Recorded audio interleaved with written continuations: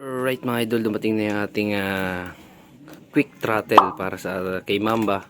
Naputol kasi yung ating throttle cable. Naputol na. So yan, order tayo sa Shopee. Domini na order natin. Yung naputol sa akin mga idol, hindi siya quick throttle. Ito quick throttle na in-order natin. Para mapil natin lalo yung pagkakargado niya.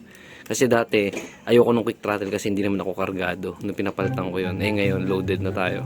Mas bagay ito. Uy! Balik ko kayo mamaya mga idol kapag nandun na tayo sa shop. Papakabit na natin to.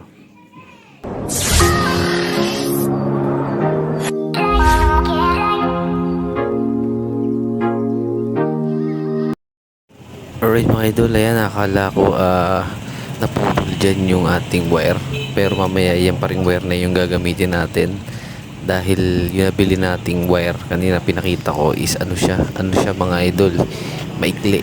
May iba pala ang throttle cable ng kargado kaysa sa stock. Buti na lang hindi pa yan putol kasi yan pa rin yung gagamitin natin. Kala ko naputol na siya mga idol, di kasi ako marunong sa ganyan. Yung pala natanggal lang. Ayan mga idol, pinapasok na si Mamba sa loob. Yan, nakakabit pala natin na throttle mga idol is stock, hindi siya quick throttle. Ngayon ang binili natin quick throttle na kasi kargado naman yung makina natin para mas ma-feel natin yung performance. Sa mga baguhan mga idol na katulad ko about dito sa quick throttle, bilihin nyo is yung Pandio, yung may nakalagay na 28mm big carb, wag yung universal, hindi siya ubra. Yung dalawa nating nabili na cable dyan, masasayang lang siya, hindi siya kasya. Yan, dito mga idol, binabaklas na yung ating throttle cable at throttle pala mismo. Diyan mapapansin ni idol na hindi naman siya naputol, naipit lang daw siya kaya natanggal. Dito naman nabaklas siya na, ayan, wala na yung ating cowling. Ang tinatanggal niya naman mga idol is yung banda dun sa carb. Ayan, excited na akong i-drive si Mamba mga idol na naka quick throttle. Yun nga lang, may nakapagsabi kapag quick throttle daw mga idol is mas mabilis maputol kumpara sa stock. Ewan ko lang kung totoo yun, malalaman natin ngayon. Pero dapat pala alaga sa langis lang yan. Ayun ang secret para hindi gumanet yung ating throttle. Yan, dito medyo natagalan kami ng kaunti mga idol sa pagtanggal nung stock na throttle cable. Kasi ayun, ang dami palang pasikot-sikot dyan sa Mio Sporty. Hindi katulad ng mga manual sa Raider. Ang bilis lang paltan. Sa Mio kasi yung pairings tatanggalin mo pa. Ayan, pagkatanggal niyan mga idol, ito na yung ating throttle cable na luma. Ayan na siya. Pero hindi pa namin alam na bitin yung, hindi namin nasukat kung bitin yung nabili naming cable. Mamaya ikakabit na ni idol, bitin. So ayan ulit yung ikakabit natin. Tapos mga idol, ayan, ito na yung mismong throttle na Domino quick throttle. Ayan, ilalagay na natin yung pang universal na throttle cable, kakabit na. Yun nga lang, pagkasabit niyan, bitin siya. So hindi pala pwedeng universal. Kapag ka naka 28mm ka na karburador, mas mahaba dapat. Kaya sa mga baguhan na katulad ko, kapag kayo is bibili ng quick throttle cable tapos naka 28mm kayo, hindi pa kayo pamilyar, ayan, sinasabihan ko na kayo, yung pang Dio ang bilihin nyo. Wag yung universal kasi hindi na siya uubra. Yan, maiba tayo mga idol. Kita niyo naman si Mamba, unti-unti na natin pinapaayos. Simula dun sa pipe, sa carb, sa makina, unti-unti natin siya mga idol. Pairing, susunod ko yung pairings pagka may pair na tayo. Panggilid natin, bago na rin, naka RS8 tayo. Tapos yung crankcase cover, pinaayos na rin natin. Yung upuan natin, na dating butas-butas, pina-flat seat na natin. Kinabit ko yung dating flat seat, sabi pinapalitan ko ng cover. Andyan lahat yan sa channel natin mga idol. Check nyo lang kung gusto nyo makita. Gulong natin sa likod, naka quick tire tayo na big tire. Tapos nga pala, naka carb cover na rin tayo na fiberglass. Tsaka naka all stainless steel na tayo na center at side stand mga idol. Diba, ang dami na natin napabago kay Mamba mga idol. Unti-unti nang nagiging project bike. Tapos meron pa pala mga idol yung KYB natin na rear shock. Kulang na natin kay Mamba mga idol is yung preno natin sa likod. Papabago ko, gawin ko RCB o kaya pa ito kasi medyo mahina na. Tapos yung chassis natin kasi delikado na, medyo maalog na. Tsaka may kabig, tingin ko yung kabig nito is yung sa aksidente na nito nung binili natin. Kahit pinabago ko yung ano niya, ball race, meron pa rin siyang cabin. Ayun na nga, kailangan natin na mas stable yung chassis natin kasi nakakargado na nga si Mamba, di ba?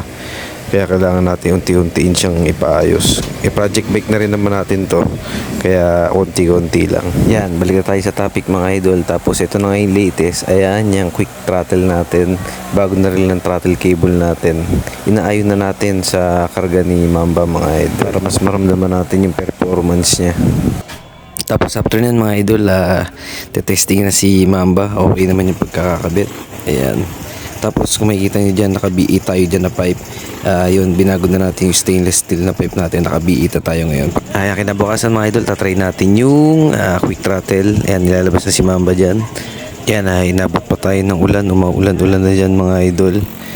Ayan, ayan ang quick throttle. Nakikita nyo, humahataw na siya kaagad. Oh. Konting bira pa lang. Yan, tapos na yan dyan mga idol. Pakita ko na lang siya kinabukasan yung performance ng Domino na quick throttle kay Mamba. Yan na nga, kaya ayoko mag-car wash. May sumpa.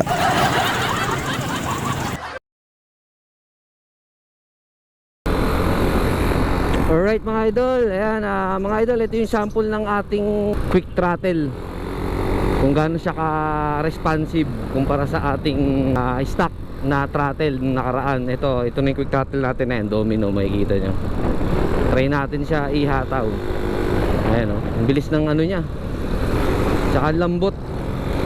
Pinakita ko sa video na ginaganon ko.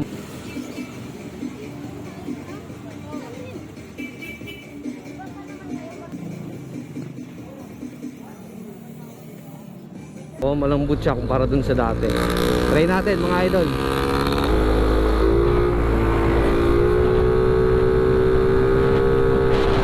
Easy agad mga idol. Iba talaga naka-quick throttle. Konting piga mo lang mga idol. Pero ang lakas din sa gasolina. Kung makikita nyo yung gasolina ko, ayun o, gapang ka agad o. Ito sa medyo maluwag tayo. Ayan, dito. Ito ang quick throttle kumpara sa normal throttle lang. Sikip pa rin eh. Talaga natin matry, masikip. Sa unahan tayo pupwesto. Naipit na naman tayo.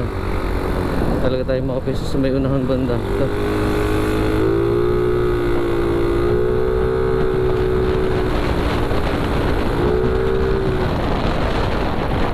Yan yung mga idol.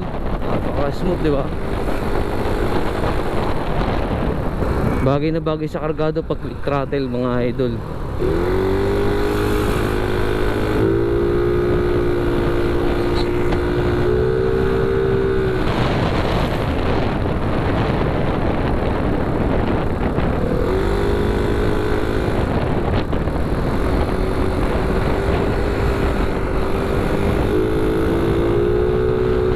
Grabe, napaka-responsive. Goods talaga. Domino quick throttle mga idol. Bagay na bagay sa ating B8, B3 na pipe. Tapos sa karga natin na 59 big valve. Preno na lang sa likod kailangan natin. Tsaka yung chassis. Okay na. Sarap niya ipiga. Alright mga idol, pinakita ko na sa inyo yung sample ng quick throttle. So dito na lang muna mga idol. Ingat tayo palagi. Maraming salamat sa pagsubaybay kay Vlog Mamba. Ayan, abangan nyo lang yung mga upgrade natin kay Rhinos tsaka kay Mamba, tsaka minsan mga rides. So yun, ride safe, peace out.